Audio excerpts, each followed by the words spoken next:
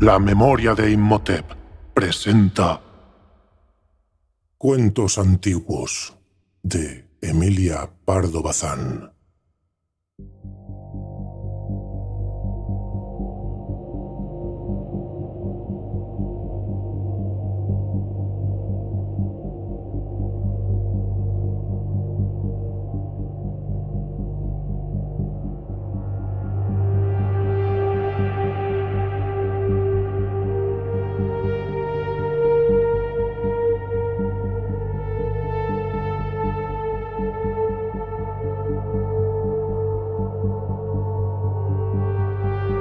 La paloma.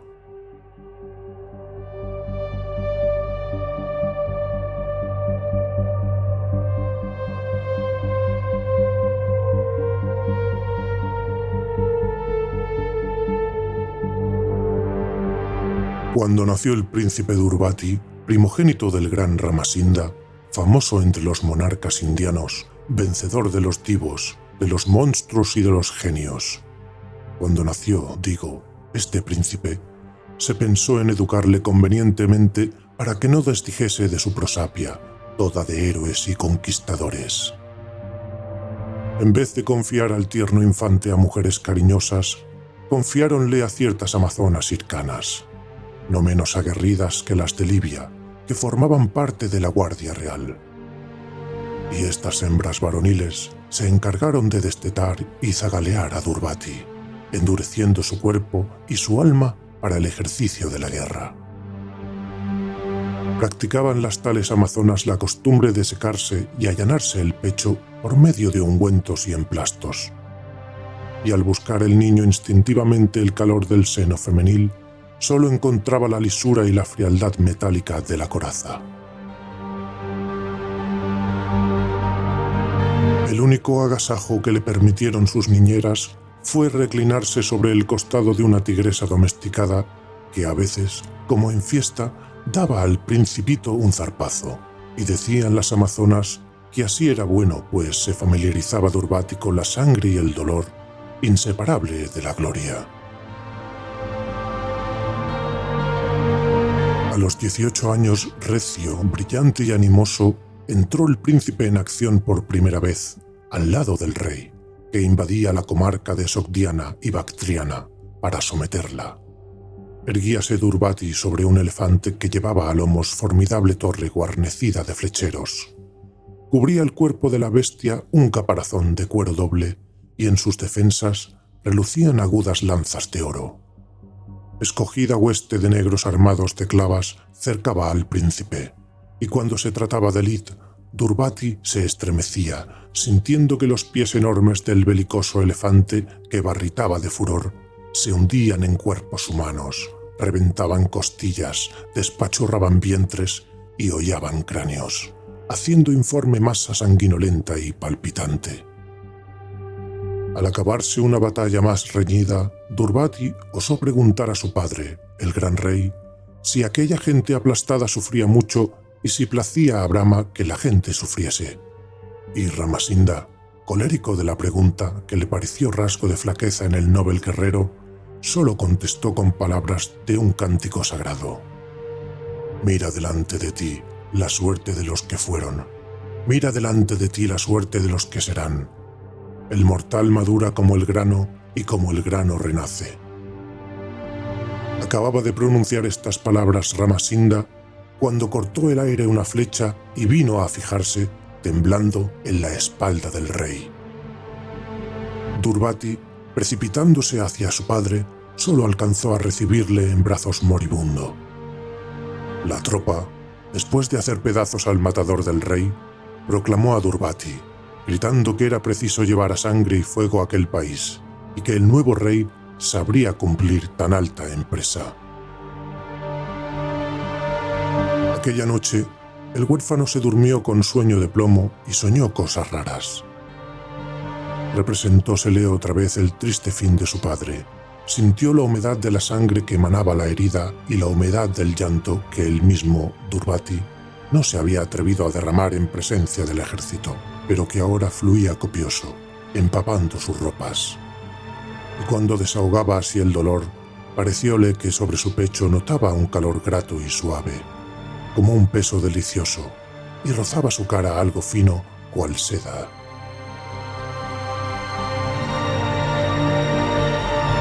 Era, a su parecer, una blanquísima paloma, de rosado pico, de cuello de bizantinos esmaltes verdiazules, de benignos y amorosos ojos negros, que, arrullando mansamente, murmuraba a su oído una frase misteriosa. El arrullo calmó las angustias del príncipe y le sepultó en un anonadamiento absoluto, reparador. Al despertar, gritó de sorpresa. Echada a su lado, recostada la frente en su pecho, había una mujer muy joven, celestialmente bella, de blanco seno, de rosada boca, de cabellera sombría y suelta como plumaje de aves, de negras pupilas. Y al preguntar atónito Durbati quién era la admirable criatura, fuele respondido que una cautiva, una esclava, por hermosa señalada para botín real, y que a no haber sido muerto el rey Ramasinda, estaría ahora en su tienda y no en la de Durbati.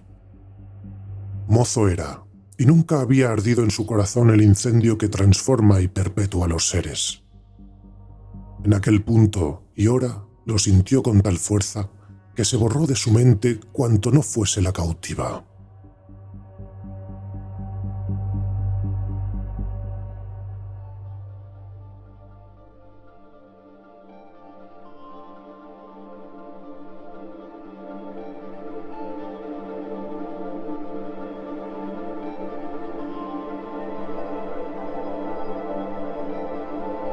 Olvidando planes de conquista y dominación, fijó sus reales en la ciudad más próxima y, embelesado en coloquios deleitosos, se pasaba la existencia.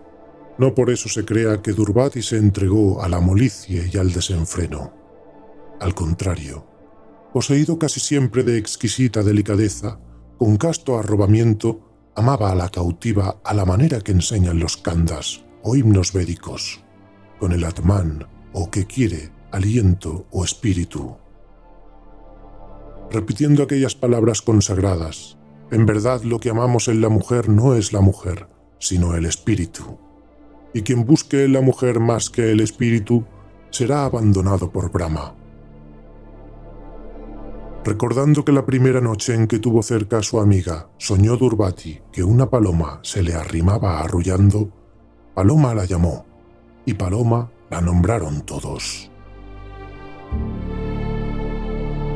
Lo que más encantaba a Durbati en Paloma, y lo que justificaba tal apodo era la ternura, la mansedumbre, la piedad, la blanda condición, tan diferente de la de aquellas feroces guerreras sin atributos femeniles, entre cuyas manos se había criado el joven rey, y según éste intimaba con Paloma, y la frecuentaba y se apegaba a ella, y pasaban juntos las largas siestas del estío a orillas de los lagos cristalinos y bajo los copudos árboles, le repugnaba más y más la idea de la crueldad y de la matanza. Se le hacía más cuesta arriba lanzar al combate otra vez sus huestes. Ya dueña de su confianza y usando de la libertad que da al efecto, Paloma le pintaba con sus colores horribles el estrago de la guerra y le aseguraba que todos tienen derecho a vivir y deber de amarse para disminuir los males que cercan en la tierra al mortal. Por desgracia, no poseía cada soldado de Durbati su paloma. Furiosos con la inacción, vejaban y oprimían a los naturales, y el país se alzaba indignado, clamando independencia o muerte. Los jefes, compañeros del victorioso Ramasinda, aficionados al combate, maldecían y renegaban de la hechicera que tenía embaucado al rey, y suspiraban por el momento de armar a sus elefantes de combate y arrojarse al botín y a la gloria. La sorda conjuración contra la favorita tomó cuerpo al difundirse una noticia grave.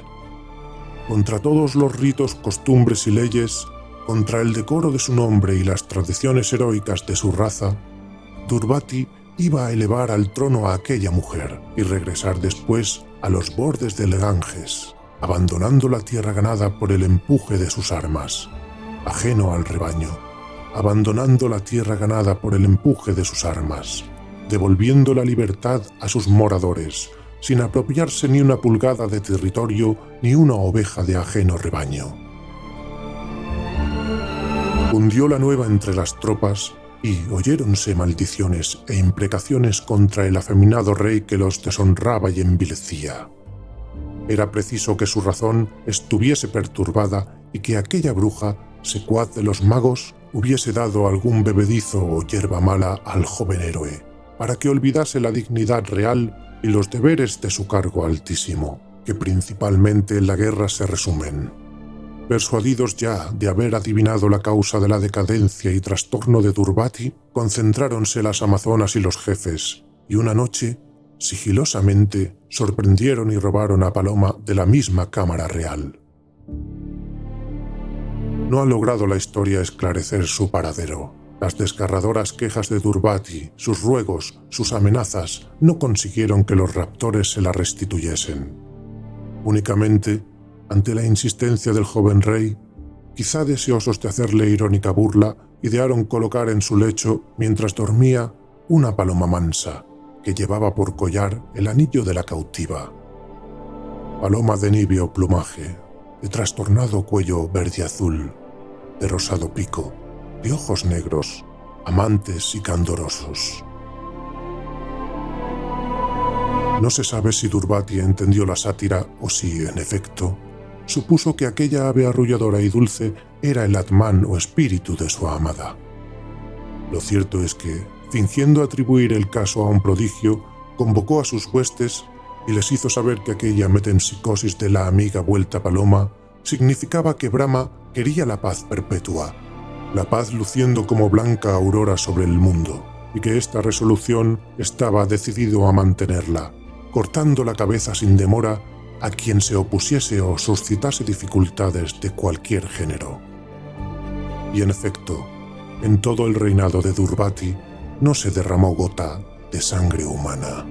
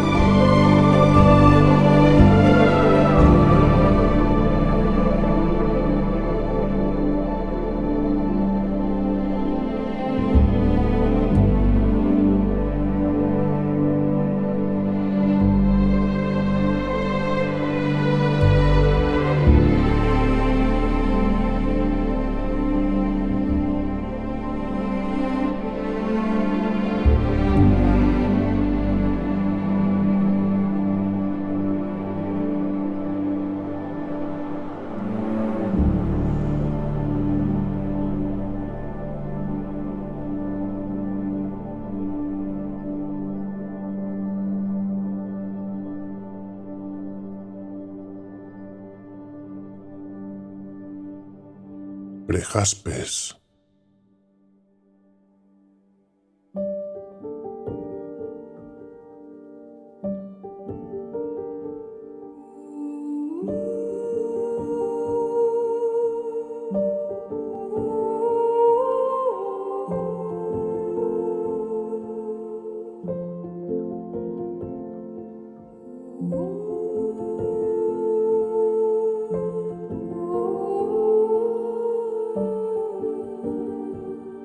Pensamos los occidentales haber inventado la lealtad monárquica y atribuimos el desarrollo de este singular sentimiento a las ideas cristianas, confundiendo los efectos que debe inspirarnos Dios, suma causa y bien sumo, con los que tienen por objeto a un hombre nacido de mujer. Yo no sé si un sentimiento se califica o descalifica por ser antiguo, pero sé que la lealtad monárquica es tan vieja como los más viejos cultos, y en apoyo de esta opinión recordaré la aventura que le sucedió al adictísimo Prejaspes. Ciro había sido un soberano glorioso y justo, pero su hijo y sucesor Cambises, a medida que fue catando el vino del absoluto poder, mostró los síntomas de la embriaguez especial que ocasiona este terrible licor, destilado con sudor humano, sangre y lágrimas. Creyóse el centro de la vida y el ojo del mundo, y contribuyó a engreírle más y a persuadirle de que su voluntad no reconocía ley ni freno. Su incursión por el Egipto, reino que había llegado a brillante esplendor de civilización bajo el faraón Amasis, y que el persa rindió y subyugó, entrando triunfante en las magníficas ciudades de la ribera del Nilo, henchidas de palacios, jardines en terrazas, obeliscos, pirámides, esfinges y colosos de pórfido y basalto. Dueño del Egipto Cambises, y viendo su nombre grabado en caracteres jeroglíficos en el pedestal de las estatuas naófaras y en las columnas de los templos, se tuvo más que por mortal, por una divinidad como Osiris. Y los egipcios se postraron ante aquel conquistador de tiara de oro, aquella luz pálida venida del oriente. Solo hubo una clase social que se resistió a tributar adoración a Cambises, y fue la de los sacerdotes. La religión era lo único que resistía en medio del abatimiento de todos, y por lo mismo Cambises tuvo empeño en humillarla y vencerla, en satirizarla y, como hoy diríamos, ponerla en solfa. No perdía ocasión de burlarse de aquel culto tributado a dioses con cabezas de animales, tan risibles para un adorador de la luz. El fuego y el eterno sol. Si casualmente sorprendía alguna ceremonia de la religión egipcia, ideaba bufonadas para escarnecerla. Acertó a regresar impensadamente a Menfis en ocasión en que se celebraba la fiesta del sagrado buey Apis, y entrándose de rondón por el templo, mandó que le sacasen allí inmediatamente al bovino dios, y tirando de cimitarra le hirió de una cuchillada que quiso dar en el vientre y dio en el muslo. «Este dios que sangra y muge es digno de vosotros», gritó a los egipcios, horrorizados de la profanación. Entonces, el gran sacerdote, alzando las manos a la bóveda celeste, profetizó que el impío que hería al dios Apis recibiría herida igual. Cambises mandó azotar mortalmente al profeta, pero la profecía quedó grabada en la mente de los egipcios como esperanza, como vago terror en la del rey. Tenía Cambises entre sus servidores al mayordomo Prejaspes, hombre valeroso, capaz de echarse al fuego por su monarca. Veía Prejaspes en Cambises la forma de lo divino sobre la tierra, y entendía que un acto era óptimo o pésimo según a Cambises placía o desplacía. Sin embargo, al mismo tiempo que tan decidida abnegación existía en el alma de Prejaspes un instinto natural de veracidad y de honradez que le enseñaba a discernir el valor moral de las acciones y a darse cuenta de su alcance, al menos en su propia conducta.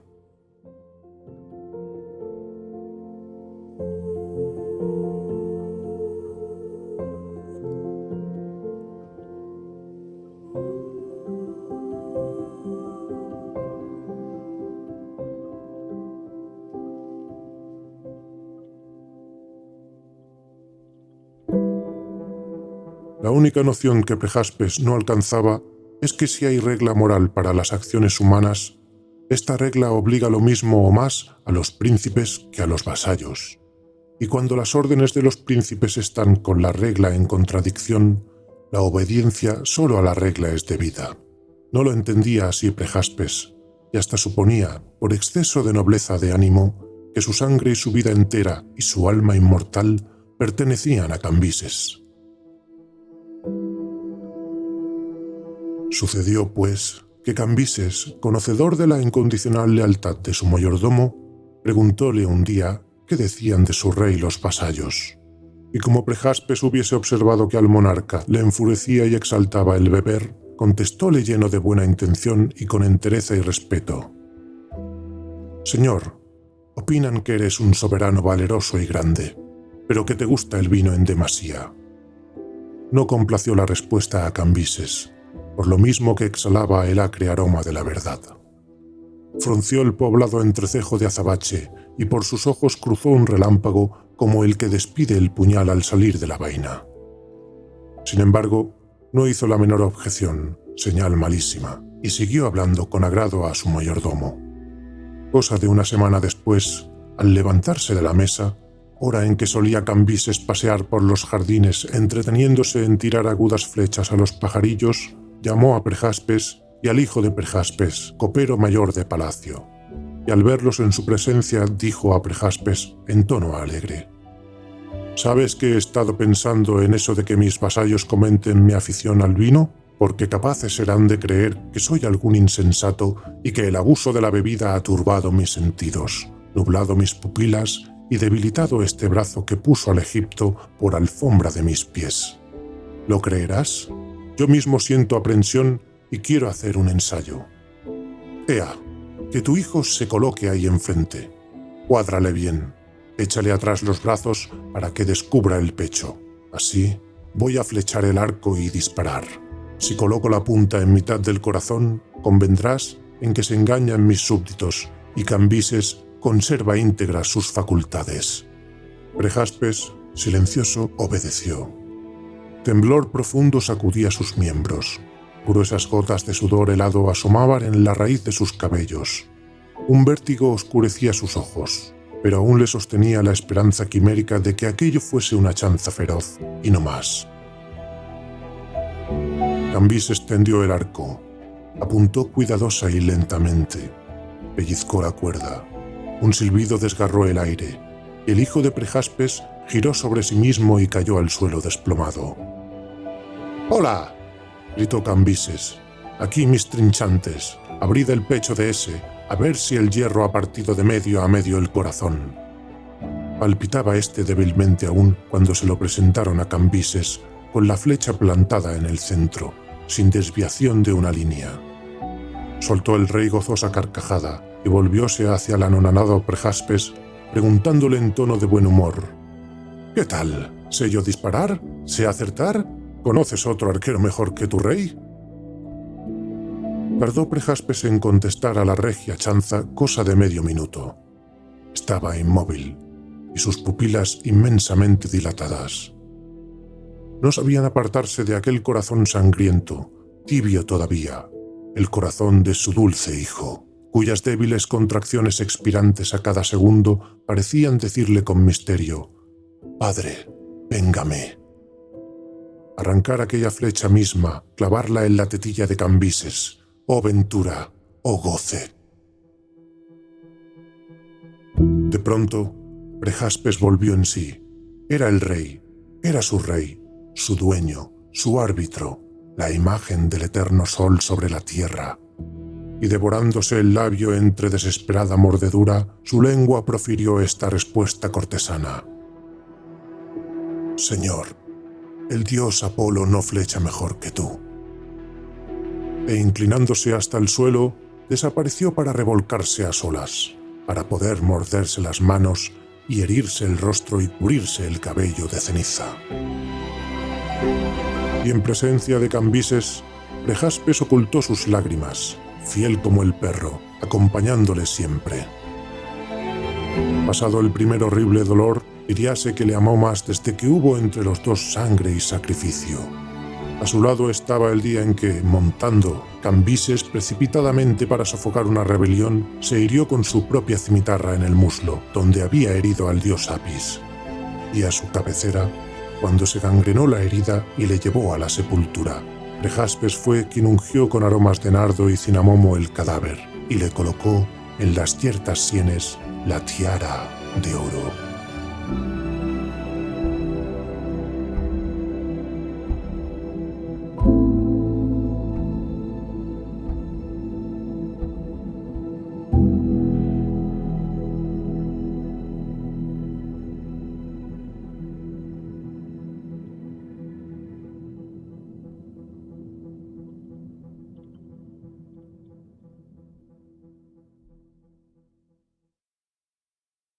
Cenana.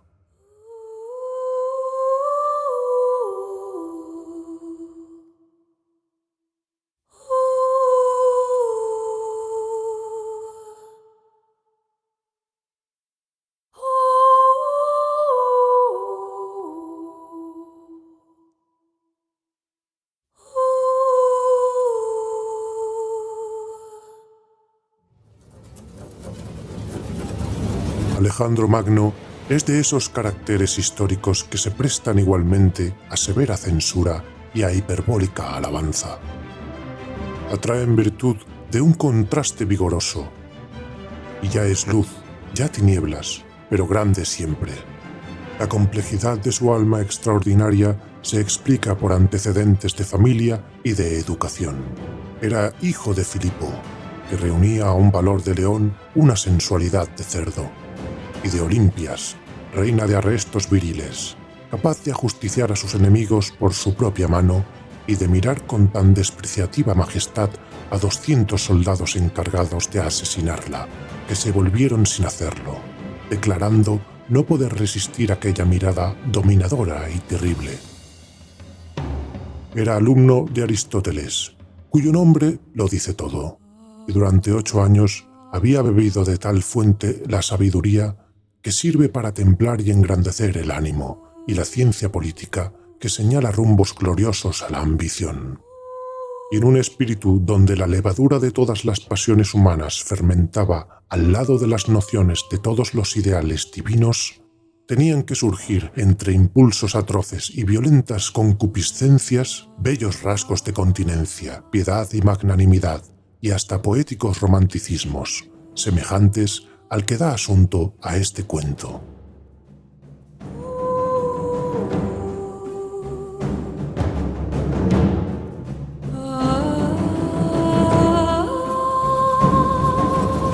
La casualidad ha traído a mi poder algunas monografías que dejó inéditas el doctísimo alemán Julius Tiefenlehrer, y que forma parte de las 275 que este profesor de la Universidad de Gotinga consagró a esclarecer la biografía de Alejandro, las cuales consultan fructuosamente y rebañan sin escrúpulos los más recientes historiadores. Parece que la leyenda contenida en la monografía que hoy saco a la luz es la misma que representa una tapicería gótica perteneciente al barón de Rothschild, y en la cual, con donoso anacronismo, Alejandro luce una armadura de punta en blanco del siglo XIV y cenana el luengo corpiño, el brial y el ancho tocado de las damas contemporáneas de la Santa Sede en Aviñón.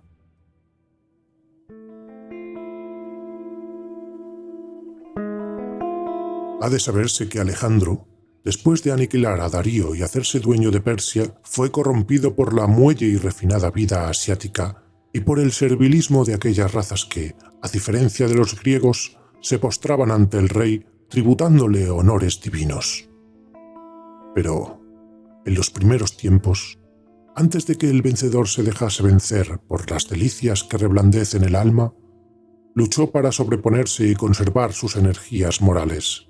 Y esta lucha, sostenida por un hombre omnipotente, debe serle contada más gloriosa que la victoria de Arbelas.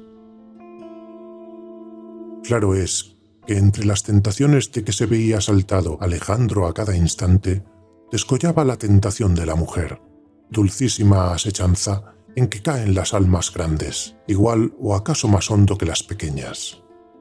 No son más hermosas que las griegas las hijas de la Susiana, y acaso sus formas no se prestan tanto a que el pincel las reproduzca, pero en cambio poseen un hechizo perturbador que enciende la fantasía y subyuga potencias y sentidos.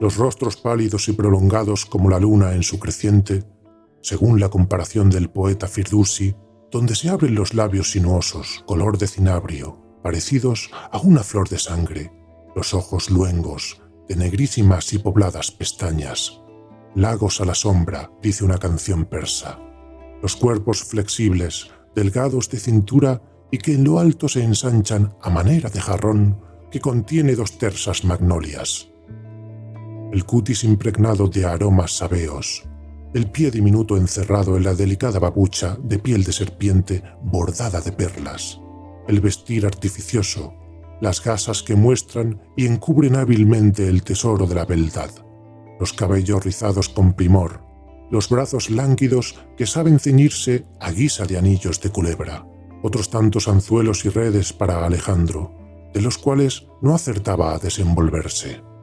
Y como quiera que a cada instante venían a su tienda o a su palacio damas persas a impetrar clemencia o justicia, Alejandro conociéndose y no queriendo prevaricar en sus funciones de árbitro del mundo, ideó un extraño preservativo. Al acercarse una mujer, cubríase el rostro y los ojos con un paño de púrpura, y así las recibía y escuchaba, creyendo ellas que era misterio de la majestad real lo que solo era prevención contra la humana flaqueza. Acaeció, pues, que estando prisionero de un general de Alejandro, el sátrapa Artasiro, y habiéndose resuelto que si el sátrapa no entregaba pingües tesoros que suponían ocultos, le matarían cortándole en pedazos. La única hija del sátrapa, Cenana, se dio arte para llegar hasta el rey, con propósito de abrazar sus rodillas y librar a su padre del suplicio. El candor y la pureza de Cenana se revelaban en la sencillez no estudiada de su atavío. Vestida ya de luto, sin adornos ni joyas, con el cabello suelto, solo por el natural efecto de la gracia juvenil podría agradar. Y es preciso que, a fuerza de verídica, añada que Cenana no era tampoco lo que se llama una hermosura, ni menos poseía el hechizo malvado de las grandes cortesanas de Babilonia, que saben con añagazas y tretas enredar un albedrío. Sin embargo, Alejandro, al oír que una mujer moza solicitaba audiencia, se echó el paño por cara y hombros, y así la recibió.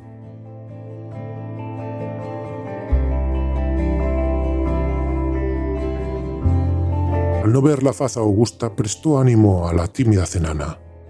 Arrojóse a los pies del Macedón y, bañándolos con muchas lágrimas, expuso el objeto de su venida.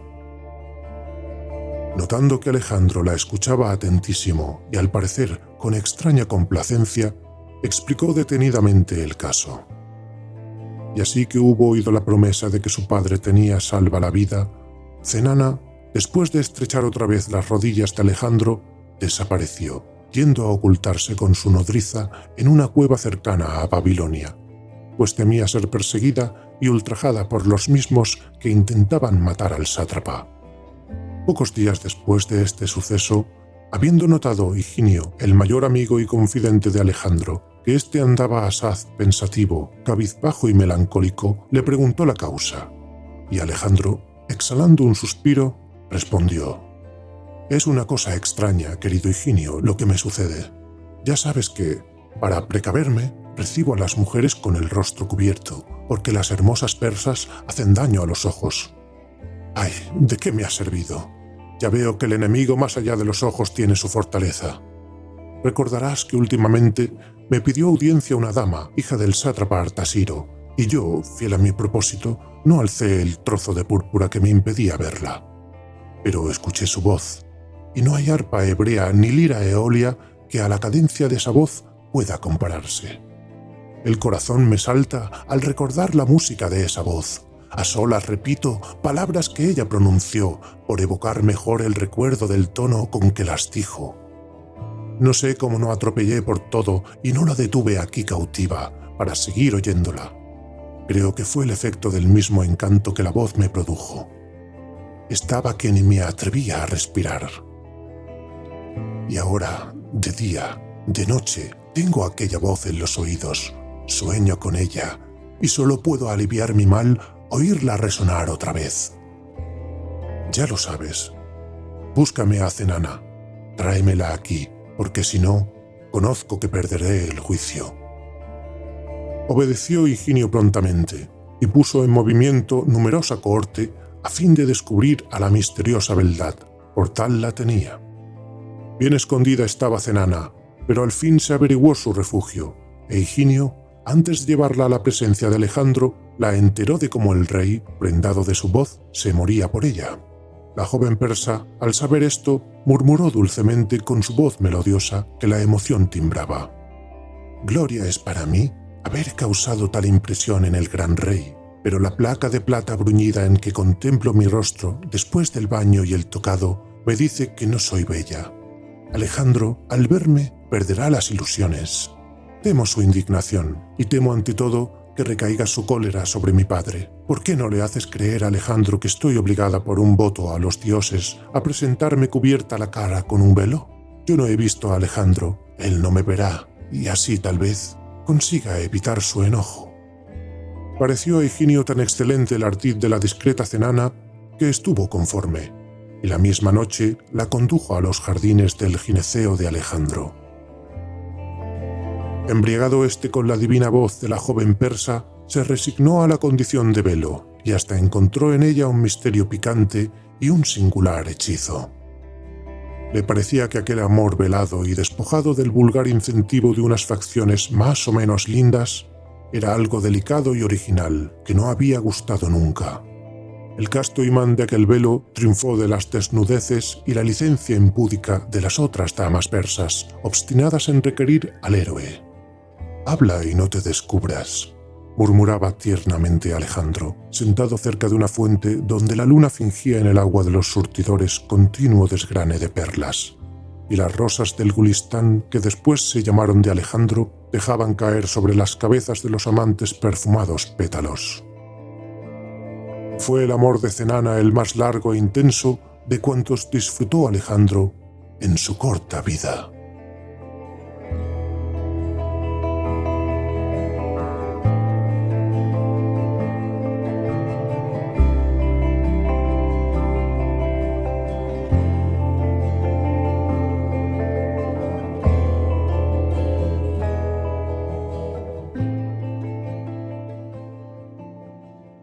La gota de cera.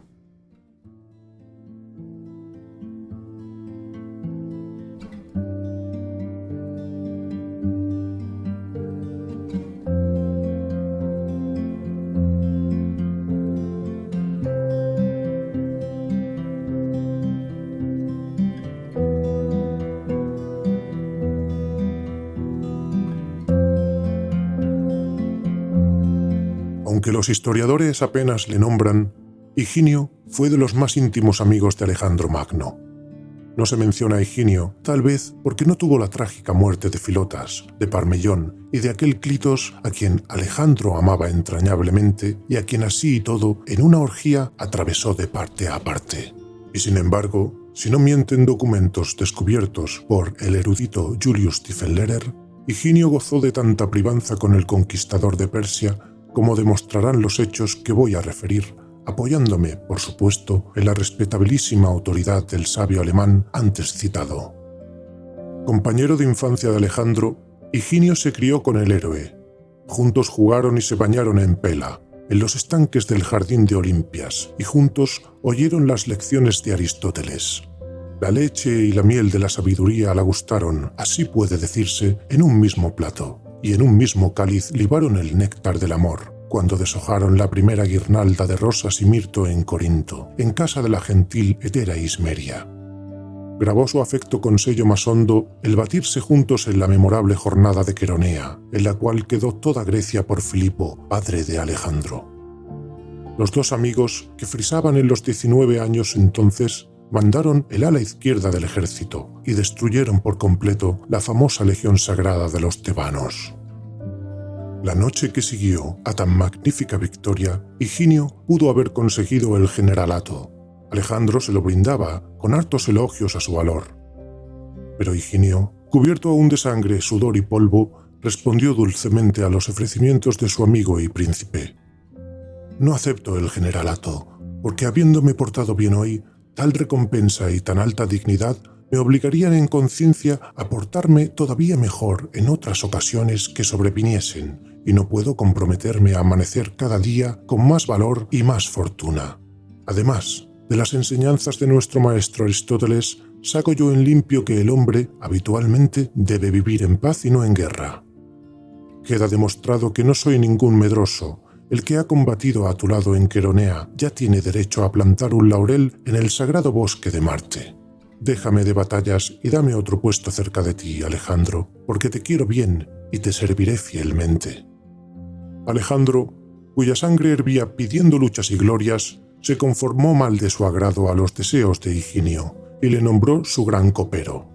Era cargo en extremo descansado y de alta confianza, pues sus funciones consistían en custodiar y servir la copa de oro reservada al príncipe, a fin de que nadie pudiese depositar en ella ponzoña.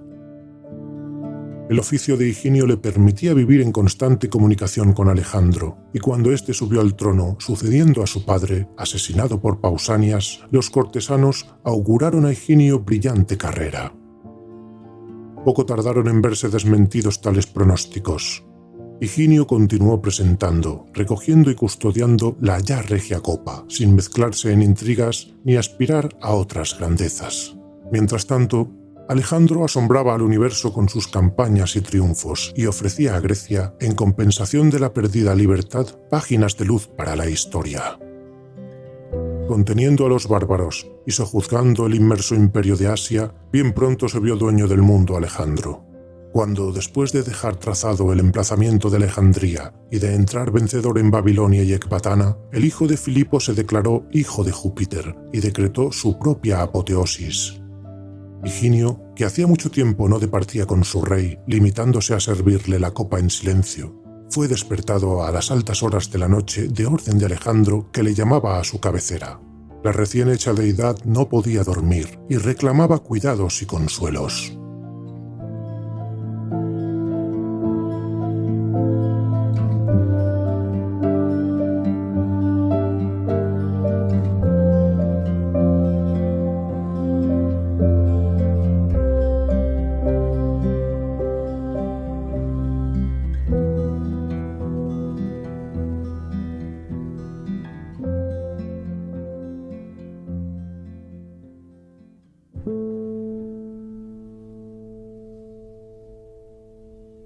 «Señor», dijo Higinio, «celebro poder hablarte sin testigos, como antaño. Justamente deseaba rogarte que me consientas dejar tu servicio y retirarme a mi casita del Ática, donde poseo olivos y colmenas». «Bonita ocasión escoges para abandonarme», exclamó furioso Alejandro. «Por el intento merecías que te mandase crucificar. ¿Deseas riquezas? Pide cuanto se te antoje, pero ¿marcharte? Ni lo sueñes. ¿Y de dónde nace esa manía?» «Ya que lo preguntas», contestó Higinio, «lo vas a saber. Yo fui amigo y servidor de un hombre, pero ahora parece que ese hombre se ha vuelto Dios. No tengo vocación al sacerdocio. Desde que has ascendido a hijo de Júpiter Amnón, hermano de Apolo, me inspiras temor y frialdad. El Alejandro que yo amaba no existe. Has ascendido al Olimpo. Él es inmortal, yo mortal. No nos entendemos. Por otra parte, la idea que me he formado de un dios, según la sublime doctrina de Aristóteles...» «Dale con Aristóteles», interrumpió el conquistador. «Como le atrape, a ese sí que le crucifico. Y alto, para que todos lo vean». «Crucifica, pero escucha. Prescindamos de Aristóteles y supongamos que, en efecto, eres Dios. Pues si eres Dios, yo no puedo cometer sacrilegio. Yo no puedo seguir envenenándote». «¿Envenenarme tú?», gritó Alejandro, incorporándose convulso sobre su lecho de marfil incrustado de oro. «Ahora comprendo por qué un fuego constante abrasa mis venas. Ahora comprendo por qué no descanso sino en horrible modorra. Ahora me explico las visiones y las pesadillas que de noche me asaltan y me empapan mis sienes en sudor frío. Envenenarme tú». «Y con tu súbito acceso de ternura», suspiró. «¿Y por qué quieres mi muerte tú, mi amigo de la niñez, mi hermano de armas en Queronea?» Higinio, conmovido, se arrojó a los pies de Alejandro, y éste abrió los brazos. Los dos amigos juntaron sus rostros y mezclaron sus cabelleras, y el copero declaró, en tono muy diverso del de antes: «Señor, dulce amado mío, si te enveneno, es contra mi voluntad y por orden tuya. Esas visiones, esas torturas de que te quejas, proceden de la doble embriaguez en que vives. Estás ebrio de poder y de vino añejo. Antes solo me pedías la copa 2 o 3 veces en cada comida. Desde que el Asia te ha inoculado su molicie y sus vicios, me duelen las manos de tanto recoger la copa vacía y extenderte la colmada. Tu alma se ha turbado. La demencia te ronda. Te habitúas en la crueldad. Hieres a tus leales y morirás joven, sin que nadie necesite pegarte una puñalada como a tu padre. No quiero ser cómplice y me voy». Alejandro, pensativo, seguía estrechando el cuello y la cabeza de su amigo contra su pecho. «Tienes razón, amado», murmuró al fin con sinceridad generosa, «pero el hábito de beber se ha arraigado en mí, y si no bebo, me caigo en pedazos. ¿Qué haré? Aconséjame». «No puedo», declaró Higinio. No puedo curarte la borrachera del poder, pero trataré de salvarte de la otra sin que te prives de tu gusto. Fíate en mí y verás. En efecto, los días que siguieron a esta conversación, Alejandro continuó bebiendo copas tan rebosantes y tantas en número como siempre. No obstante, poco a poco notó con gran placer gran mejoría. Gradualmente se despejaba su cabeza, se tranquilizaban sus nervios, volvía a sus miembros el vigor y la alegría a su espíritu. Vastos planes maduraban en su cerebro, sobrehumanas empresas bullían en su imaginación heroica. Pasmado y enajenado preguntó Higinio el secreto, sin que éste se prestase a revelarlo. Pero un cierto Arsotas, juglar persa, adulador y afeminado, que divertía mucho al rey, le dio la clave del enigma. «Tu gran copero, oh divino Alejandro, echa cada día una gota de cera en el fondo de tu copa. Así, insensiblemente, reduce su cabida y acorta tus libaciones. Bebes cada día una gota menos. El osado Higinio se atreve a engañar a su soberano y a cercenar sus deleites». Quedó Alejandro sorprendido. Después su sorpresa se convirtió en enojo. ¿Tratarle como a un chiquillo? ¿Embaucarle con un artificio así? ¡Ah! No lo consentiría. ¿Qué se figuraba Higinio? Y una mañana mandó registrar y limpiar la copa. Y a la tarde estableció sus famosos certámenes de interperancia, apostando a beber con los más pellejos de su ejército.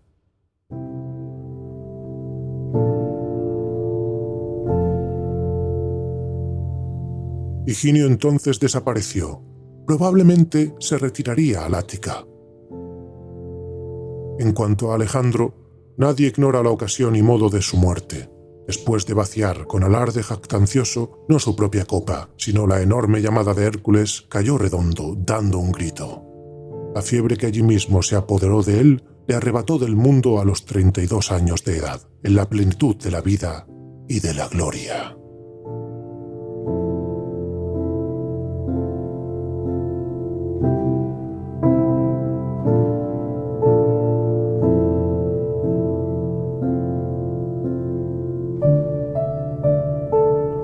Si te gustan los relatos de la memoria de Imhotep, no dudes en compartirlo con tus amigos y, si no lo estás ya, en suscribirte a nuestro podcast. Muchas gracias por todo vuestro apoyo, pues eso ayuda a este podcast para continuar adelante y ofreceros más y mejor contenido día a día. Id en paz y gracias por formar parte de la memoria de Imhotep.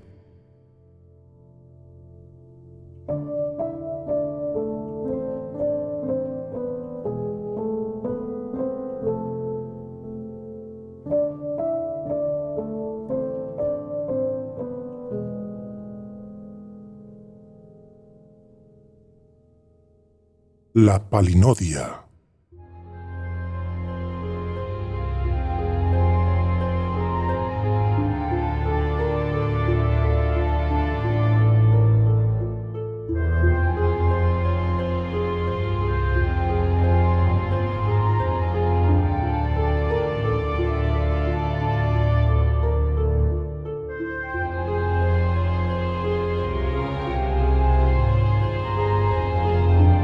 El cuento que voy a referir no es mío ni de nadie, aunque corre impreso, y puedo decir ahora lo que Apuleyo en su Asno de Oro, Fabulam Groecanica Incipimus.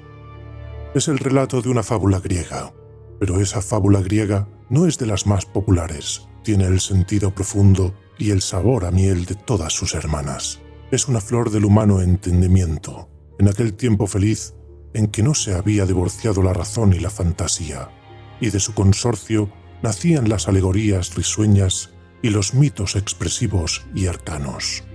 Acaeció, pues, que el poeta Estesícoro, pulsando la cuerda de hierro de su lira heptacorde y haciendo antes una libación a las Eumínides con agua de pantano en que se habían macerado amargos ajenjos y ponzoñosa cicuta, entonó una sátira desolladora y feroz contra Helena, esposa de Menelao y causa de la guerra de Troya.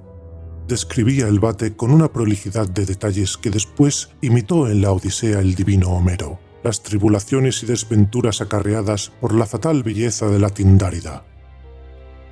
Los reinos privados de sus reyes, las esposas sin esposos, las doncellas entregadas a la esclavitud, los hijos huérfanos, los guerreros que en el verdor de sus años habían descendido a la región de las sombras, y cuyo cuerpo ensangrentado ni aún lograra los honores de la pira fúnebre.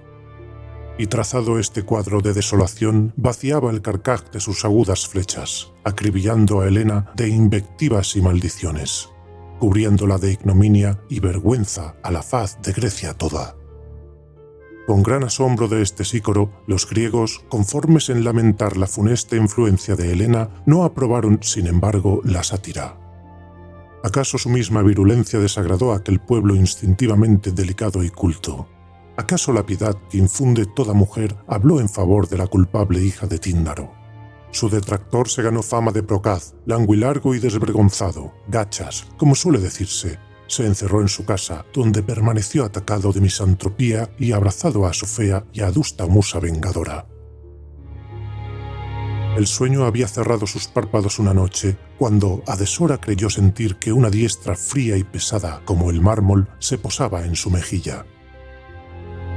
Despertó sobresaltado y, a la claridad de la estrella que refulgía en la frente de la aparición, reconoció nada menos que al divino Pólux, medio hermano de Helena. Un estremecimiento de terror serpeó por las venas del satírico, que adivinó que Pólux venía a pedirle estrecha cuenta del insulto. «¿Qué me quieres?», exclamó alarmadísimo. «Castigarte», declaró Pólux. «Pero antes hablemos. Dime por qué has lanzado contra Helena esa sátira insolente, y sé veraz, pues de nada te servirá mentir». «Es cierto», respondió este Sícoro. «En vano trataría un mortal de esconder a los inmortales lo que lleva en su corazón. Como tú puedes leer en él, sabes de sobra que la indignación por los males que ocasionó tu hermana y el dolor de ver a la patria afligida me dictaron ese canto». «Porque leo en lo oculto, sé que pretendes engañarme», murmuró con desprecio Pólux. «Y sin poseer mi perspicacia divina, los griegos han sabido también conocer tus móviles y tus intenciones. No existe ejemplo, oh poeta, de satírico que tenga por musa el bien general. Siempre esta hipócrita apariencia oculta miras personales y egoístas. Tuviste la belleza de mi hermana, tú la codiciaste, y no pudiste sufrir que otro cogiese las rosas cuyo aroma te enloquecía.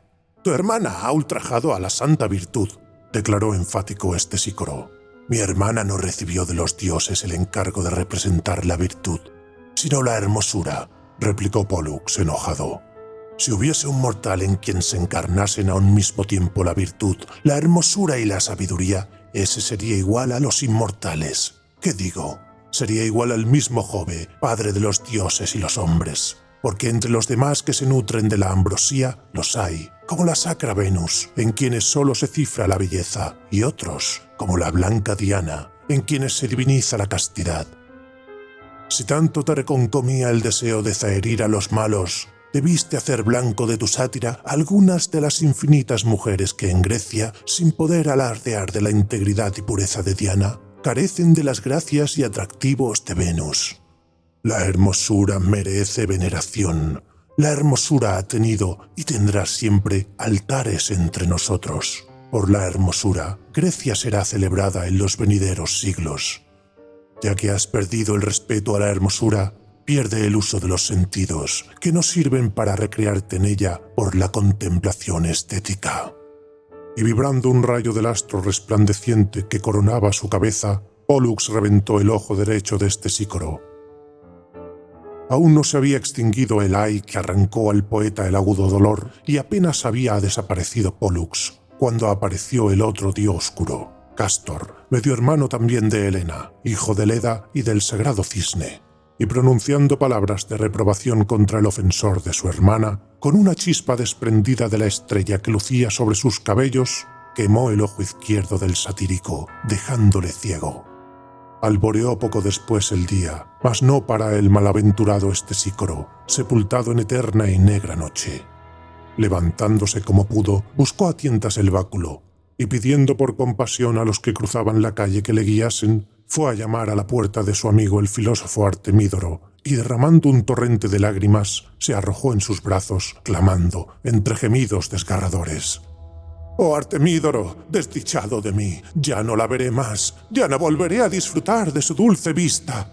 ¿A quién dices que no verás más?, interrogó sorprendido el filósofo. A Helena, la más hermosa de las mujeres, gritó el satírico llorando a moco y baba. ¿A Helena? ¿Pues no la has rebajado tú en tus versos?, pronunció Artemídoro, más atónito cada vez. ¿No la has estigmatizado y flagelado en una sátira quemante? ¡Ay, por lo mismo!, sollozó Stesícoro, dejándose caer al suelo y revolcándose en él. Ahora comprendo que mi sátira era un himno a su hermosura, un himno vuelto del revés, pero al fin un himno. Los celestes gemelos me han castigado privándome de la vista, y las tinieblas en que he de vivir son más densas, porque no veré a la encarnación humana de la forma divina, al ideal realizado en la tierra. No te aflijas y espera, dijo Artemídoro. Tal vez consiga yo salvarte.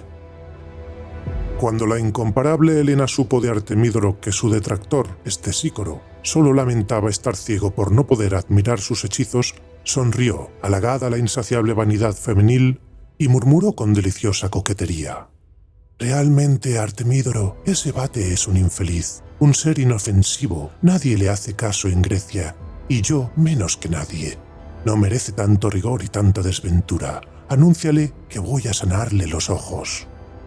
Y tomando en sus manos ebúrneas una copa llena de agua de la fuente Castalia, bañó con su linfa las pupilas hueras del satírico, que al punto recobró la luz.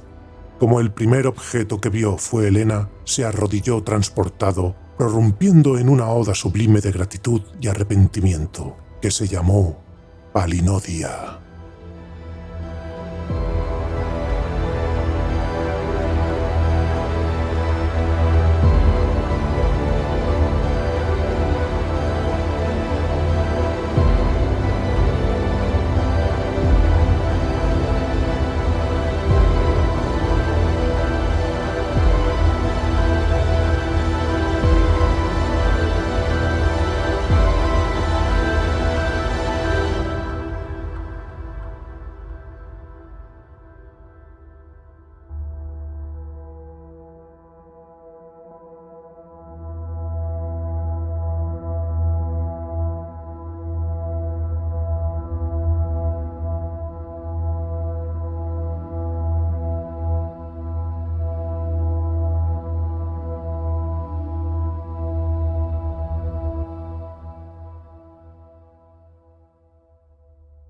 El mandil de cuero.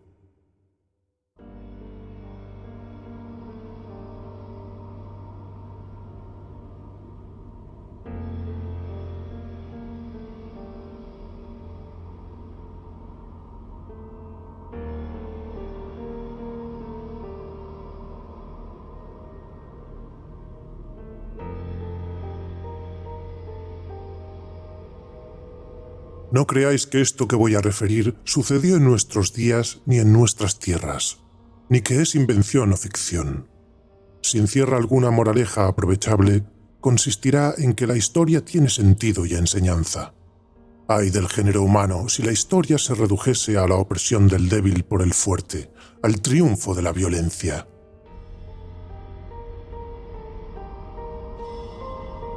Érase que se era un rey de Persia, a quien muchos llaman Nemrod, pero que según versiones más fundadas debió de llamarse Doak, y fue matador y sucesor de aquel Yemsid cuyo pecado consistía en creerse perfecto.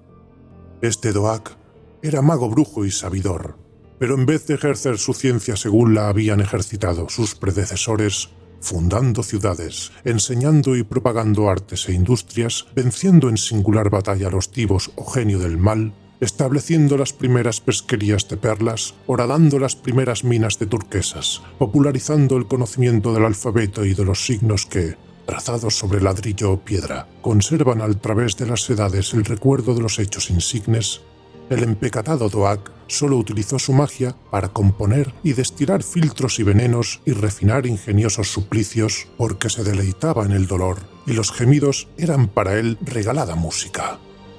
Hasta el reinado de Doak no sabían los persas cómo desgarra las carnes un haz de varillas ni cómo aprieta la nuez una soga. Cuando se pregunta qué enseñó Doak a sus súbditos, La crónica responde que enseñó a azotar y a ahorcar.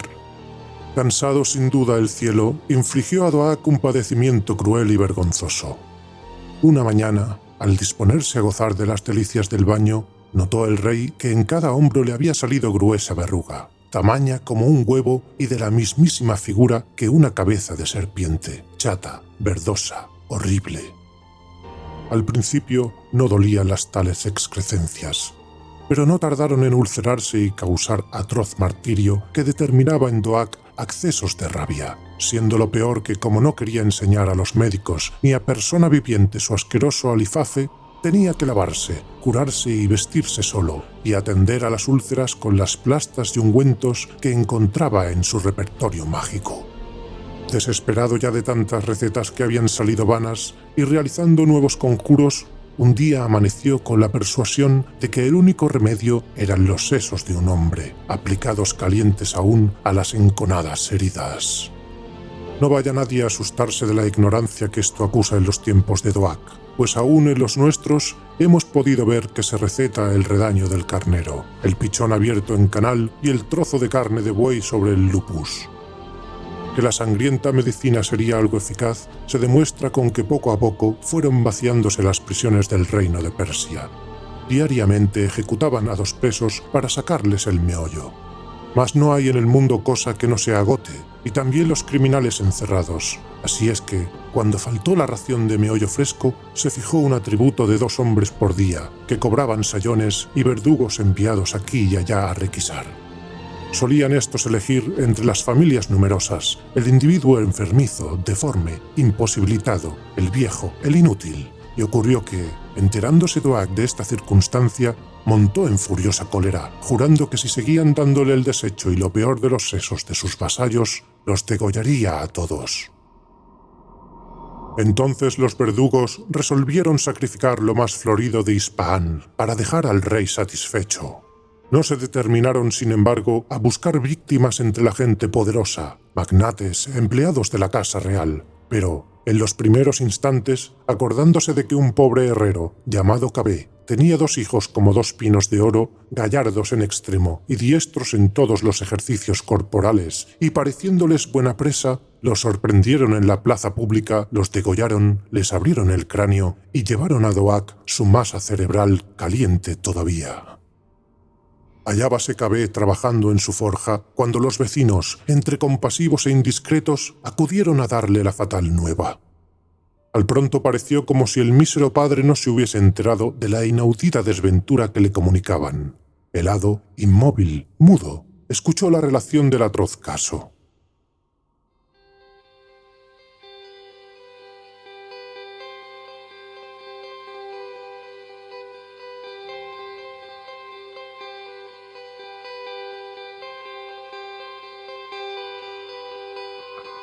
De súbito, su pena estalló formidable, cual transporte de león que rompe la cadena y arranca de un zarpazo los hierros de la jaula.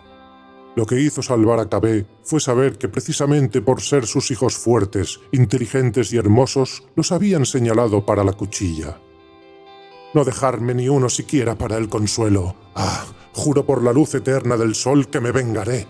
Y el herrero, gritando así, blandía su enorme martillo y al blandirlo, montañas de carne bronceada, endurecida por el trabajo, se acumulaban en su brazo desnudo y negro de escoria. Desciñéndose el amplio mandilón de cuero que le protegía, Cabé lo ató a la punta de un palo y con el mandil por estandarte y el martillo por arma, salió a la plaza profiriendo clamores de maldición contra Doak. A la voz del desesperado padre sucedió un extraño fenómeno. Los habitantes de Ispahan, que yacían aletargados y helados de miedo, recobraron energía, sacudieron la modorra al ver que existía un hombre que se atrevía a enarbolar un estandarte. Corrieron a rodearle locos de entusiasmo, y la sedición estalló tan repentina que el tirano solo tuvo tiempo de huir vergonzosamente con sus mujeres y sus tesoros. Lejos ya de Ispahan, junto a Doak, un ejército de más de 100.000 hombres, y volvió dispuesto a disolver las hordas que un artesano capitaneaba y que tenían por bandera sucio y denegrido mandil de cuero. Pero avinóle mal, porque el bordado guión de Doak de seda y oro, recamado de perlas, ostentando por emblema los 7 planetas y la luna, hubo de retroceder ante el pedazo de suela que solo lucía los estigmas del trabajo y las huellas del humano sudor. Y la cabeza de Doak, goteando sangre, lívida, contraída por la mueca de la agonía, quedó hincada en el palo que sostenía el mandil de cuero. Mientras las tropas de Cabé, habiendo despojado al tirano de sus vestiduras, se reían a carcajadas de las 2 verrugas que en sus hombros figuraban cabezas de serpiente. Al ser saludado rey por su ejército, el herrero se negó rotundamente a aceptar la corona. Él mismo señaló para reinar al príncipe Feridún, que después fue un gran monarca y un sabio profundo, y enseñó a los persas la astronomía, la medicina y la botánica. La única gloria que se cupó a Cabé, el herrero, se cifró en su mandil, que Feridún tomó por estandarte regio. Siempre que al entrar en batalla Feridún, sin falso rubor ni respetos humanos, colocaba ante sí aquel trozo de suela que se representaba la santidad del trabajo y la protesta contra la injusticia y el abuso del poder, era como si llevase un talismán. Tenía la victoria segura. Cuando se avergonzaba del mandil de cuero, salía derrotado. Por haberse perdido en las revueltas y vicisitudes de la invasión griega el mandil, símbolo de que no debe el monarca colmar la copa de la inquinidad para que no se desborde la de la ira celeste, por haber desaparecido, digo, el estandarte de Cabé y su tradición de independencia, llegaron los persas, pueblo nobilísimo en su origen y de altas facultades intelectuales, al atraso, al servilismo y a la abyección en que hoy se pudren.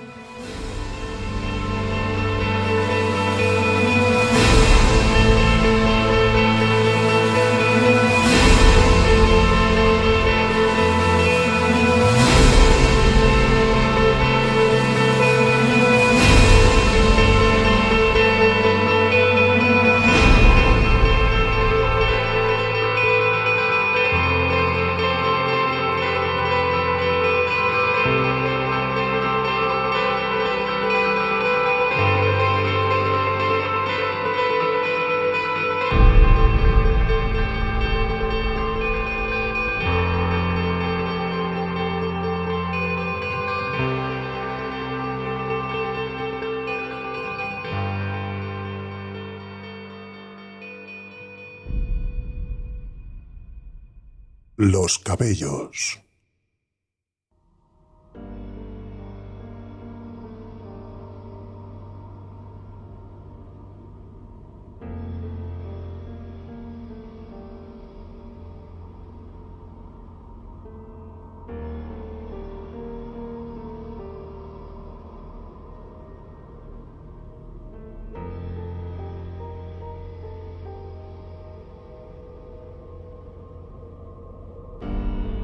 Era en el doble reducto de la plaza fuerte de Manahaim, entre ambas líneas de fortificaciones, sobre el reborde de piedra gris que sostenía la casamata. David, extenuado, se sentó a esperar noticias. Más de 2 horas hacía que daba vueltas impaciente porque no acababan de llegar los mensajeros. Aumentaba su fiebre la imposibilidad de acudir en persona al campo de batalla, lo cual rompería su propósito firme de no mandar nunca tropas en casos de guerra civil. Si se tratase de combatir a los filisteos y de renovar los laureles de Valparasim, derramando la heroica libación del agua sagrada de Belén, por no aplacar la sed cuando desfallecían los soldados, o de organizar otra batalla de Refaim, donde por primera vez en el mundo antiguo hizo milagros la estrategia, si se encendiese la lucha con los moabitas idólatras libres, o con los opulentos arameos, o con los insolentes amonitas que habían ultrajado a los embajadores de Israel, allí estaría David el hondero, el gibor, el aventurero para quien es dulce música, más que el acorde de la cítara, el choque de las armas. Pero oponerse a los suyos, desenvainar la espada o blandir la lanza para que busque el costado de un amigo, de un pariente, de un compañero, había repugnado a David. Y ahora, en el trágico momento presente, el rey bendecía aquella antigua resolución que le evitaba luchar con su propia sangre, el preferido de su alma, la luz de su ojo derecho, su hijo. Hay en las situaciones violentas y en las horas de extremada ansiedad un instante en que los nervios se aflojan y el cuerpo se rinde a la necesidad de descanso. La inquietud, la calentura del viejo monarca se aplacaron desde que se dejó caer sobre aquel reborde de piedra en el solitario fortificado recinto. Por las saeteras vio la luz roja del poniente que abrasaba el campo con reflejos de hoguera enorme. Aquella claridad purpúrea, sangrienta, devoradora, fue lo último que advirtió David antes de cerrar los párpados y reclinar la cabeza en el muro, olvidando lo presente, las angustias de la incertidumbre y los terrores del espíritu. Y después siguió viendo la misma claridad del ocaso, pero sus tonos se habían dulcificado, fundiéndose en suaves medias tintas naranja, oro y verde. Era el divino atardecer de los países orientales, 100 veces más hermoso que la aurora. Irisaciones de perla abrillantaban las imperceptibles nubecillas, desgarradas como jirones del velo de una danzarina filistea, y sobre el arrebolado horizonte, las ramas de los sicomoros y de los cedros formaban un pabellón de misterio y sombra sugestiva. La frescura del aire atenuaba las emanaciones fuertes de las resinas y las gomas. Una languidez voluptuosa se apoderaba del corazón. David se levantaba, se apoyaba en el balaustre de jaspe de la terraza, se inclinaba para hundir la mirada en los macizos de verdura, atraído por el rumor delicioso de los chorros de agua que se deshilan en el ancho pilón de mármol, surtiendo por 10 bocas de bronce. Y al punto mismo en que el rey se inclina, sobre las gradas que conducen a la pila, aparece una viviente estatua, rosada por el reflejo del cielo, vestida únicamente de la negra cabellera caudalosa que se reparte como los hilos del agua y ondea, y brilla, y juega, y se esparce, recién ungida de aceite de nardo que la mujer, alzando los brazos, extiende por los rizos sombríos, enredándolos entre los dedos. Todo el incendio del firmamento ardió en las venas de David. Él mismo, desde aquella hora, se maravilló dentro de sí no comprendiendo. Estaba bien seguro de que su fiel copero no le había vertido en el vino zumo de hierbas, en las cuales el conjuro de alguna nigromántica como la de Endor insinúa traidoramente el filtro de la pasión repentina y mortal. Pasados eran para David los días de la juventud, cuando su mano certera clavaba el guijarro afilado en la frente del descomunal gigante. Innumerables mujeres habían impregnado el olfato del rey con el perfume de sus cabelleras, y al disiparse éste se borraba la imagen, porque es indigno del sabio, del profeta, del caudillo, del legislador, reblandecerse en el harén, ser cautivo de una débil hembra.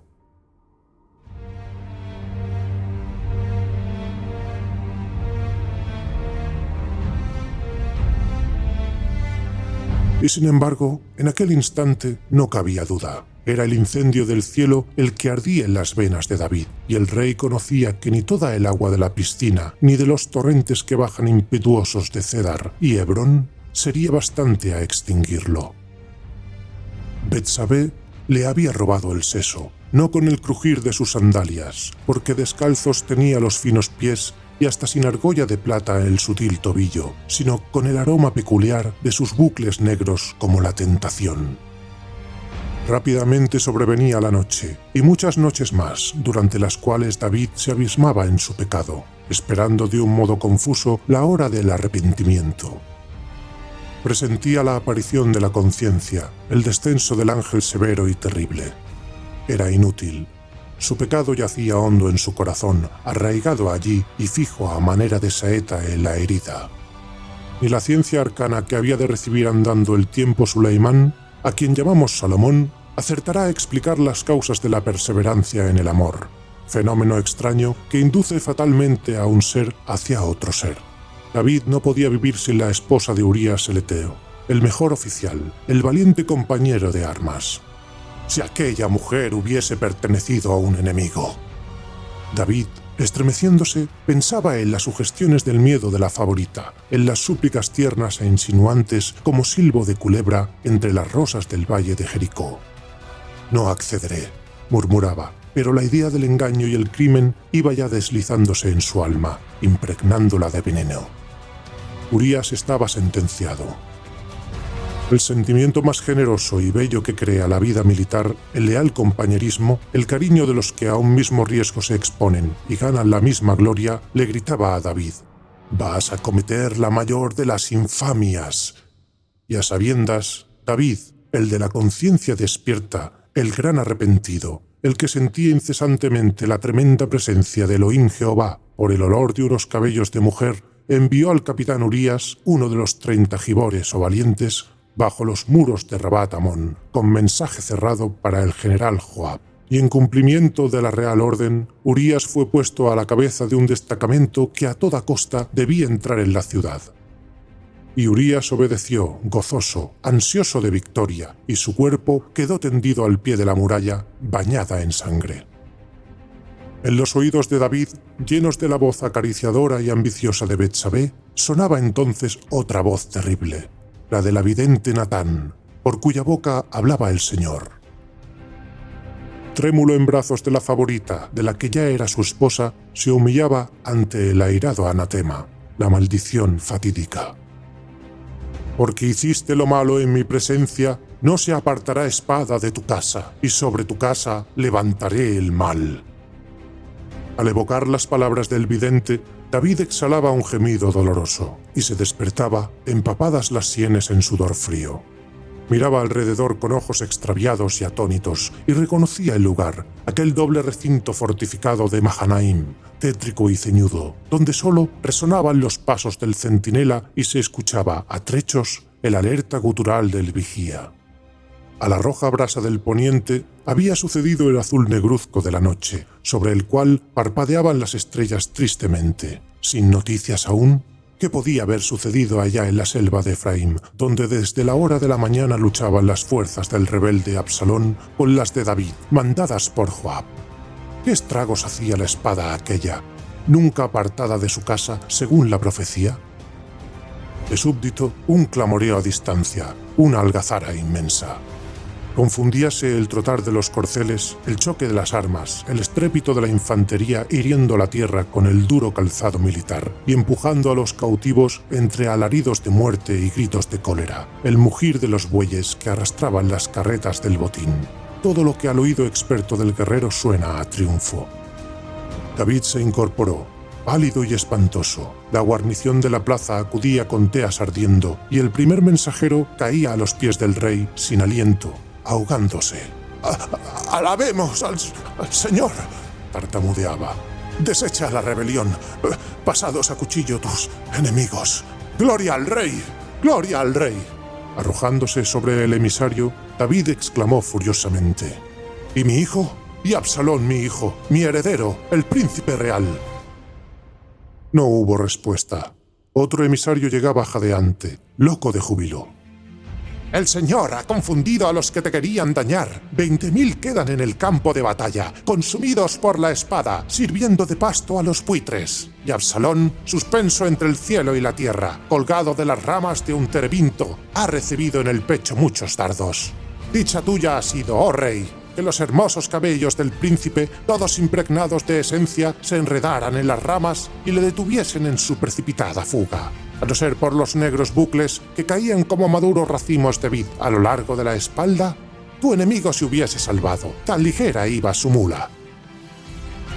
Y el emisario cayó, porque el rey acababa de desplomarse en tierra arañándose el rostro, arrancándose el pelo y sollozando: «Hijo, hijo mío».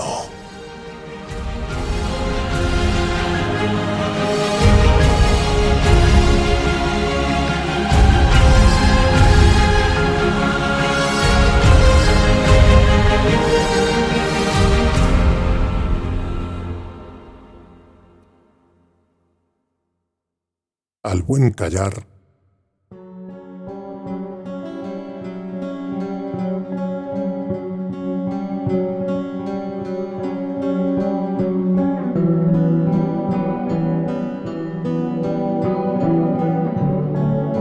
no tenían más hijo que aquel los duques de Toledo, pero era un niño como unas flores, sano, apuesto, intrépido y, en la edad tierna, de condición tan angelical y noble, que le amaban sus servidores punto menos que sus padres.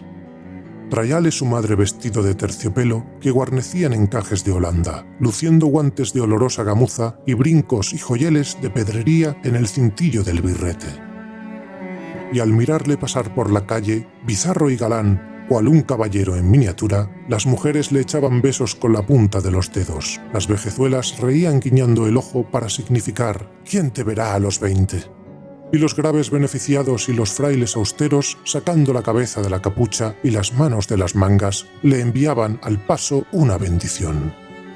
Sin embargo, el duque de Toledo, aunque muy orgulloso de su vástago, observaba con inquietud creciente una mala cualidad que tenía, y que según avanzaba en edad, el niño don Sancho iba en aumento. Consistía el defecto en una especie de manía tenacísima de cantar la verdad a troche y moche, viniese a cuento o no viniese, en cualquier asunto y delante de cualquier persona. Cortesano viejo ya el duque de Toledo, ducho en saber que en la corte todo es disfraz, adivinaba con terror que su hijo, por más alentado, generoso, listo y agudo que se mostrase, jamás obtendría el alto puesto que le era debido en el mundo, si no corregía tan funesta propensión. Reñida está la discreción con la verdad, como la verdad es a menudo la indiscreción misma, advertía a su hijo el duque. Por la boca solemos morir como los simples peces, y no es muerte propia de hombre avisado, sino de animal bruto, frío y torpe, solía añadir. Corríase y afligíase el rapaz de tales reprensiones y advertencias, y persuadido de que erraba al ser tan sincero, proponía en su corazón enmendarse, pero su natural no lo consentía. Una fuerza extraña le traía la verdad a los labios, no dándole punto de reposo hasta que la soltaba por fin, con gran aflicción del duque, que se mataba en repetir. «Hijo Sancho, mira que lo que haces... La verdad es un veneno de los más activos, pero en vez de tomarse por la boca, sale de ella. Esparcida en el aire es cuando mata. Si tan atractiva te parece la fatal verdad, guárdala en ti y para ti, no la repartas con nadie, y a nadie envenenarás». Acaeció, pues, que frisando de los 13 años y siendo cada vez más lindo, dispuesto y gentil, el hijo de los duques de Toledo, un día que la reina salió a oír misa de parida a la catedral, hubo de verle al paso y prendada de apostura y de la buena gracia con que le hizo una reverencia profundísima, quiso informarse de quién era, y apenas lo supo, llamó al duque y con grandes instancias le pidió a don Sancho para paje de su real persona.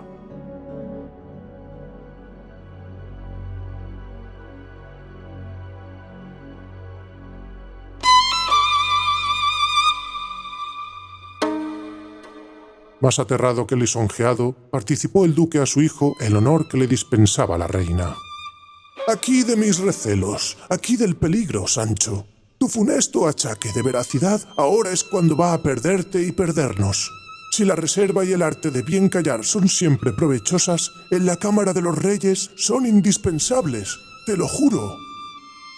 «Antes pienso, padre», replicó el precoz don Sancho, «que al lado de los reyes, por ser ellos figura e imagen de Dios, alentará la verdad misma.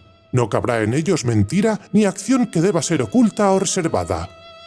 Confuso y perplejo dejó la respuesta al duque, pues le escarabajeaban en la memoria ciertas murmuraciones cortesanas, referentes y liviandades y amoríos regios, pero tomando aliento, «No, hijo», exclamó por fin, «no es así como tú supones. Cuando seas mayor y tu razón madure, entenderás estos enigmas. Por ahora, solo te diré que si vas a la corte resuelto a decir verdades, mejor será que tomes ya mi cabeza y se la entregues al verdugo».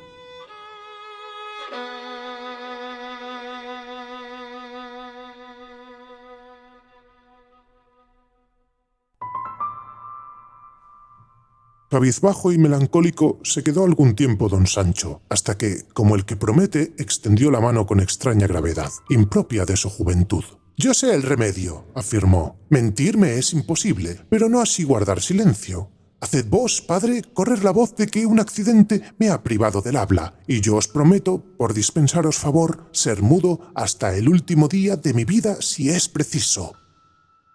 Pareció bien el arbitrio al duque y divulgó lo de la mudez, siendo lo notable del caso que la reina, sabedora de que el bello rapaz era mudo, mostró alegría suma y mayor empeño en tenerle a su servicio y órdenes.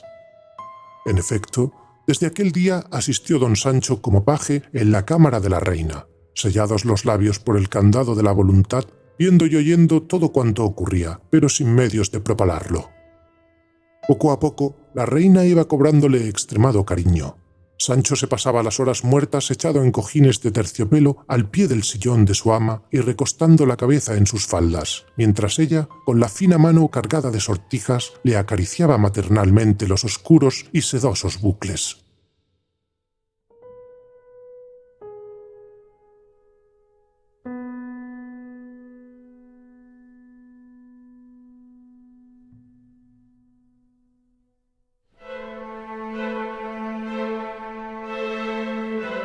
Las primeras veces que don Sancho fue encargado de abrir la puerta secreta a cierto magnate y le vio penetrar furtivamente y a deshora en el camarín y a la reina echarle al cuello los brazos, el pajecillo se dolió, se indignó y, a poder soltar la lengua, Dios sabe la tragedia que en el palacio se arma. Por fortuna, Sancho era mudo, oía, eso sí, y las pláticas de los dos enamorados le pusieron al corriente de cosas harto graves, de secretos de estado y familia, entre otros, de que el rey, a su vez, salía todas las noches con maravilloso recato a visitar a cierta judía muy hermosa, por quien olvidaba sus obligaciones de esposo y de monarca, y merced a cuyo influjo protegía desmedidamente a los hebreos, con perjuicio de sus reinos y mengua de sus tesoros. Envuelta en el misterio esta intriga, no la sabían más que el magnate y la reina, y don Sancho. Trasladando su indignación del delito de la mujer al del marido, celebró nuevamente no haber tenido voz, porque así no se veía en riesgo de revelar verdad tan infame. Pasado algún tiempo, la confianza con que se hablaban delante del mudo pajecillo instruyó a éste de varias maldades gordas que se tramaban en la corte. Supo cómo el privado, disimuladamente, hacía mangas y capirotes de la hacienda pública, y cómo el tío del rey conspiraba para destronarle, con otras infinitas tuntanadas y bellaquerías que a cada momento soliviantaban y encrespaban la cólera y la virtuosa impaciencia de don Sancho, poniendo a prueba su constancia en el mutismo absoluto a que se había comprometido.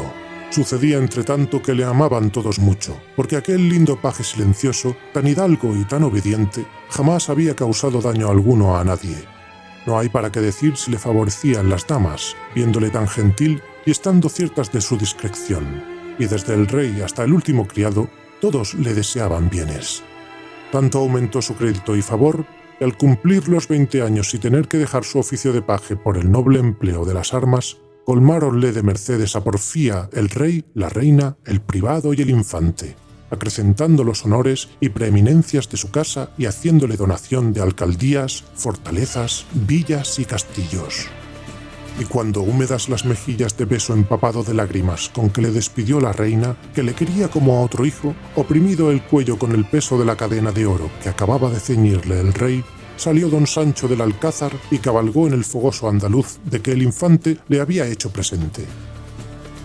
Al ver cuántos males había evitado y cuántas prosperidades había traído su extraña determinación, tentóse la lengua con los dientes y, meditabundo, dijo para sí: «Pues para los demás estaba bien determinado a no decir oxte ni moxte.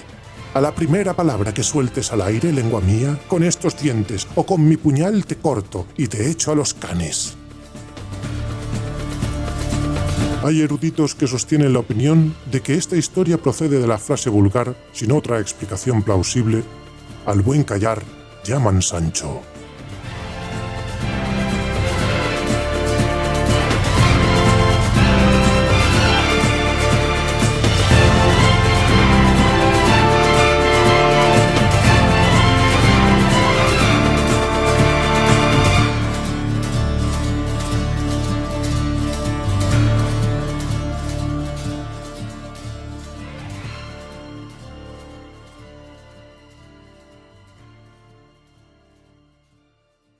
Fausto y Dafrosa.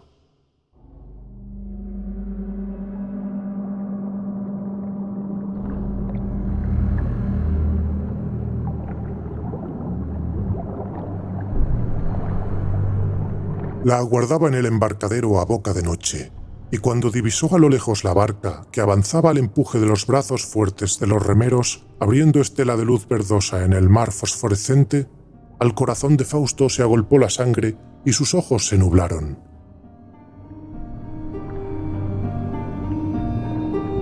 Venía, o mejor dicho, la traían, se la entregaban, En su poder iba a estar aquella por quien tantas veces había pasado la noche en vela, febril, paladeando a Cíbar, desesperando y mordiéndose los puños de rabia o esperando insensatamente.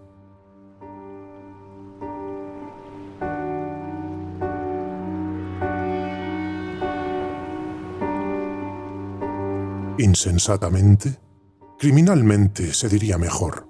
Por aquella que se reclinaba en la proa, envuelta en blancos velos, en actitud pensativa, Fausto había descendido a la delación y al espionaje como un liberto, echando negra mancha sobre el decoro de su estirpe consular.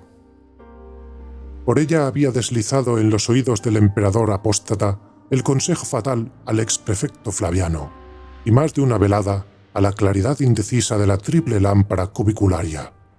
Las sombras del cortinaje dibujaron ante los ojos espantados de Fausto la pálida figura de un varón ilustre marcado en la frente con el hierro que estigmatizaba a los facinerosos. Pero en aquel instante, el musical chapaleteo de los remos ahuyentaba remordimientos y angustias, y de lo profundo de las aguas, la voz de las sirenas de la felicidad subía como un himno. Descendió Fausto al muelle con precipitación y cogiendo de manos de los esclavos el taburete de cedro, lo presentó al pie de Dafrosa, que prontamente, sin hacer hincapié, saltó a las puntiagudas piedras. A la salutación al «Ave», que en temblorosa voz articuló Fausto, respondió ella con una sonrisa triste, y echaron a andar hacia la villa, sin que Fausto se atreviese a ofrecer el antebrazo para que Dafrosa se apoyase. Un poco de sobrealiento de la matrona indicaba, sin embargo, que no hubiese sido superfluo el auxilio. En la terraza de la villa, alumbrada por antorchas fijas en la pared, estaba dispuesto un refresco de bienvenida. Leche, frutas, pan en flor, peces cocidos, los sencillos manjares de que gusta una cristiana.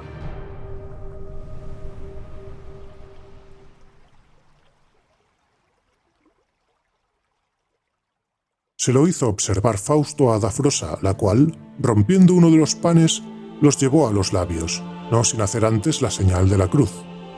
Quedáronse solos Fausto y la tan deseada. Parpadeaban las estrellas en el firmamento turquí y el aire columpiaba bocanadas de esencia de rosas purpúreas, unas rosas que el mismo emperador Juliano había traído de Alejandría para adornar con festones de ellas el ara de la Afrodita, porque se atribuían a su aroma virtudes como de filtro para enajenar el corazón. Fue Dafrosa quien rompió el peligroso silencio. «Fausto», dijo con tranquila melancolía, «¿quién nos dijera que nos encontraríamos así otra vez? Cuando yo me confesaba llorando de que no podía olvidarte, ¿iba a suponer que el sacro emperador me desterrase a vivir contigo?» Indeciso Fausto dudó entre caer a los pies de la matrona y abrazar sus rodillas o contestar algo. No sabía qué. Entonces Dafrosa echó atrás el velo blanco que envolvía el óvalo de su rostro, y a la luz de las antorchas Fausto pudo ver con asombro una cara consumida por el dolor, unos ojos marchitos, unas mejillas demacradas. El pelo, recogido modestamente con cintas de lana violeta, no era ya aquella rubia vedija aureola de oro. A Dafrosa se le había vuelto el cabello todo gris, del gris de las nubes, del gris de la ceniza seca y hacinada en el hogar.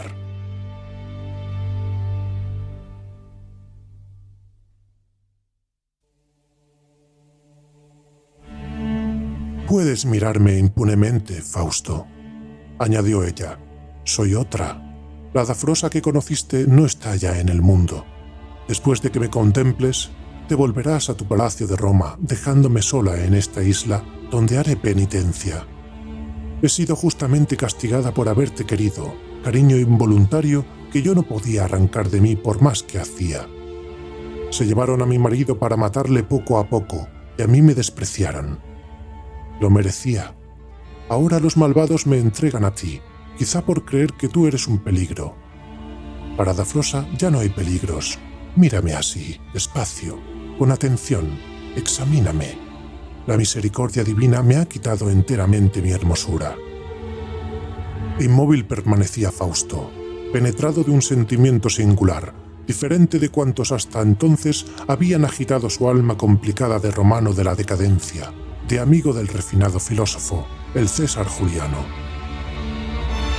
No hacía mucho que en el Palacio Imperial, ante las aras restauradas de la Caleos helénica, habían celebrado los dos amigos un pacto, especie de misteriosa iniciación de un culto secreto, diverso del vulgar paganismo que se saciaba con los sacrificios de bueyes y terneros, con las ceremonias impuras.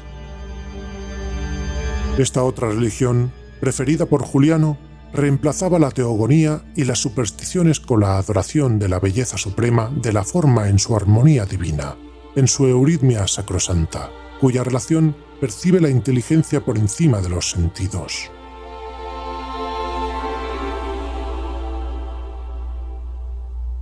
Una estatua de mujer perfectísima, de líneas impecables, obra de Fidias, se erguía sobre el ara, en mitad de la capillita o celda donde el emperador cumplía el rito, derramando las claras libaciones, quemando el incienso sabeo en el pebetero de oro de exquisita labor oriental.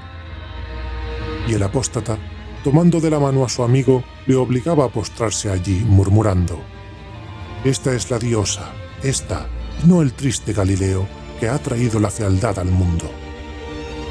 Y ahora Fausto, en presencia de Dafrosa, la mujer tan codiciada cuando la poseía Flaviano, y ella vivía recluida al pie de sus lares, por no descubrir en los ojos los pensamientos, ahora Fausto advertía en sí mismo un trastorno, una variación incomprensible.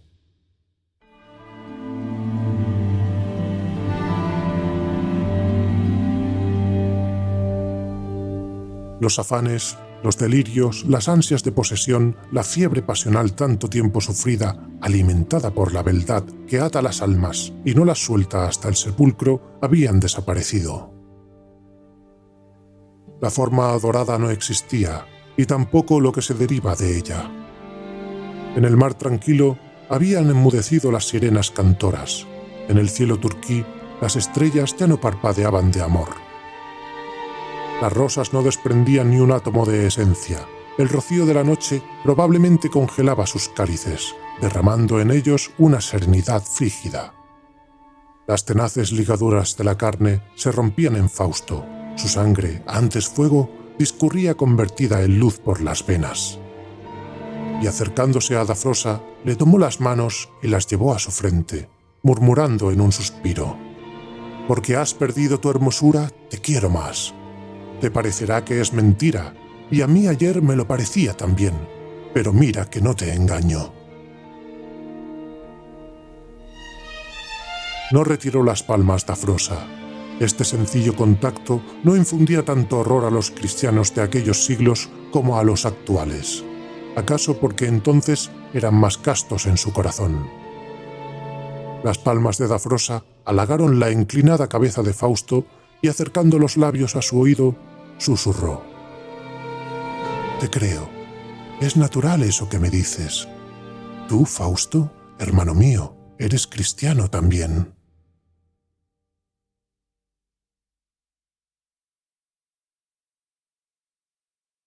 La crónica refiere que San Fausto sufrió el martirio y que Santa Dafrosa recogió de noche su cuerpo para que no lo devorasen los perros, pagando esta obra de caridad con la vida.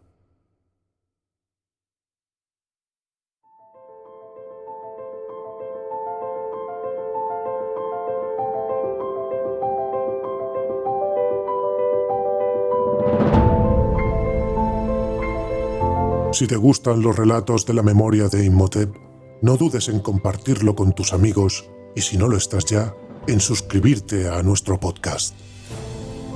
Muchas gracias por todo vuestro apoyo, pues eso ayuda a este podcast para continuar adelante y ofreceros más y mejor contenido día a día. Id en paz y gracias por formar parte de La Memoria de Imhotep.